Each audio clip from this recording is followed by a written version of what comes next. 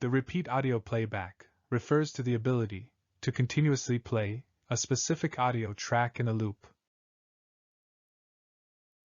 The PotPlayer allows us to set an audio playback repeat indefinitely until stopped manually. Right-click in the PotPlayer and click Preferences. Click Playback from the left panel. The contextual settings will appear on the right.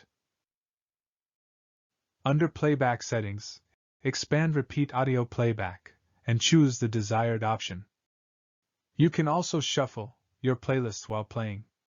Finally, click Apply and OK. Now, the audio files will play repeatedly in a loop.